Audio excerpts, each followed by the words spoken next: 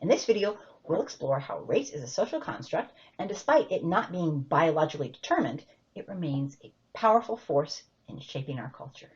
But before we get started, we need to understand what a human construct is. A social construct is an idea or system created by humans that does not exist naturally. They are ideas that are agreed upon in the aggregate and reinforced by society at large. They are shaped by culture, history, and beliefs, and change over time. Social constructs are such a powerful part of our culture that many times people view them as just the way things have always been, to the point where we don't even realize that they are created or made up. To further understand, here are some examples. Money is an example of a social construct. A dollar has no inherent value other than maybe the paper it's printed on, but its value is based on a shared belief in its usefulness. If all people decided that the paper and metal that money is made of was worthless, then it would end the social construct. Here's another way to look at it. Let's say you have 5 bills. They are pieces of paper that have the number 100 printed on them, right? Okay, there's a $100 bill. Why is the one on the left valuable and the one on the right not? Well, the bill on the left is worth $100 because we agree it's worth $100. Money is a social construct. For a social construct to persist, there needs to be a widespread agreement on its importance. This means that most people need to believe in it and behave in ways that reflect that belief.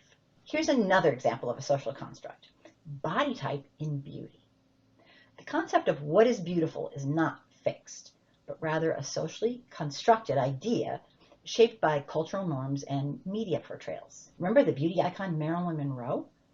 She wasn't what you call thin by today's standards. She had a fuller, curvier frame, which was considered the epitome of beauty in her era. In the 1990s, we saw a rise of the supermodel. This gave way to a beauty standard that was leaning towards a very thin body with no curves whatsoever. What's considered beautiful is a social construct, and it can change over time. Nations and borders are another example of social or human constructs. The division of land into politically defined territories with laws and governance is a social construct. The borders may not be natural, but rather human-made and agreed upon. The West African Conference of Berlin in 1984 is a prime example of humans constructing a social construct. European leaders, without any representation from the African continent, sat around a table and arbitrarily divided Africa into colonies, disregarding existing ethnic, culture, and linguistic boundaries. This artificial imposition of borders by external powers demonstrates how borders can be socially constructed rather than naturally determined, often leading to long-term consequences such as conflict and division in the affected areas. So now that you understand human or social constructs, it's time to delve into the concept of race. While not determined by biology, race plays a complex role in society with significant historical and ongoing social implications that are very real. So let's jump right in. I'll start with some very shocking news. Human beings are all the same race. There's no such thing as different races here on Earth that I know of. All of us on this planet are the same race, the human race. Some people believe that systemic racism is so embedded in our culture that it will actually take an alien attack from outer space for the humans on Earth to realize that we are all one race. The fact is that there's more genetic and biological diversity within a single supposed race than between them. For example, if you look at the skin color of people from the whitest to the darkest in any one category, the variations in that group can be greater than the difference between groups. The concept of race, therefore, is arbitrary and not based on any clear biological distinction. This leads to some groups getting more opportunities and resources, while others face unfair disadvantages just because of the color of their skin. We're going to talk about melanin later on in the series, but rest assured, the haves and the have-nots in our world are socially constructed. So even though race impacts our lives in scores of profound ways, from social interactions to political power, it's important to understand that race isn't a biological reality. In fact, the Human Genome Project was a massive scientific undertaking that aimed to map the complete set of human DNA, the genetic blueprint that determines our traits. It revealed an astonishing truth, that human beings share 99.9% of our genetic makeup with one another, with small variations occurring across all populations. This means that while physical characteristics like skin tone might differ, these differences don't reflect distinct biological categories. So why is race and racism such a huge issue in our society? The concept of race has a long and complex history in the United States and beyond. While its origins can't be attributed to a single individual, it's important to understand how early attempts at scientific categorization, like the work of Johann Friedrich Blumenbach in the 18th century, were later misused to justify and perpetuate existing systemic oppression. This is how eugenics was born.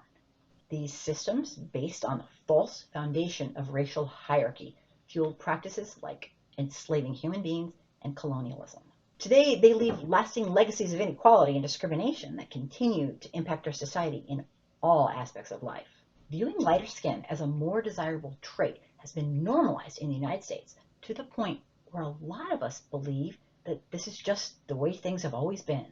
The fact is that many people have become fully indoctrinated into our cultural norms, going their entire lives never questioning the tiered system of inequity and injustice all around us. Without an accurate historical perspective, it is nearly impossible to comprehend how the social issues we have today are the results of ongoing systemic racism and discrimination.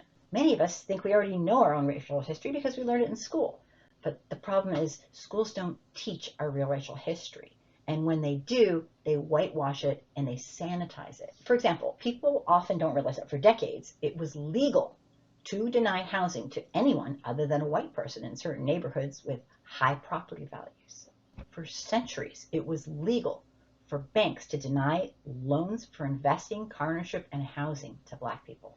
Sundown towns are the name given to U.S. communities all over the country that enforced racial segregation by prohibiting non-white individuals, especially Black people, from staying after dark.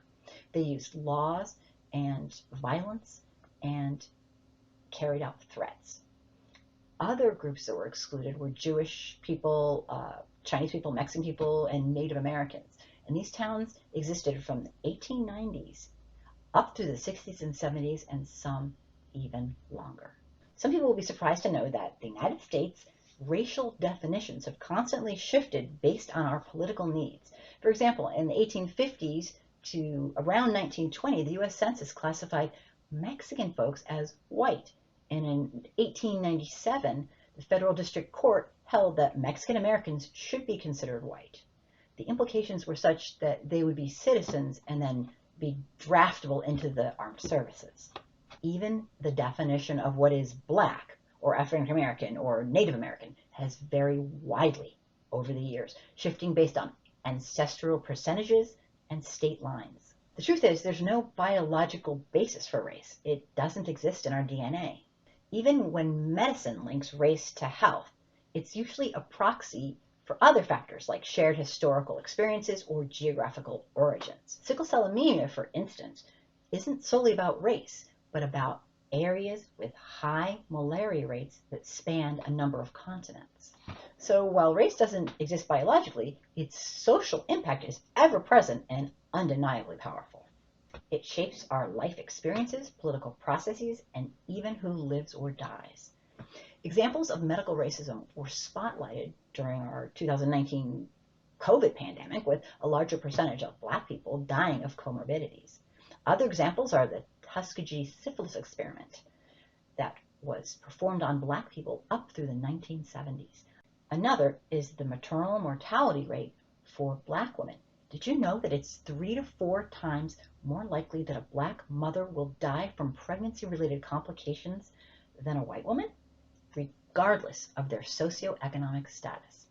Black patients are less likely to be referred for kidney transplants than white patients, even when they meet the same medical criteria, due to systemic biases in healthcare and access and referrals.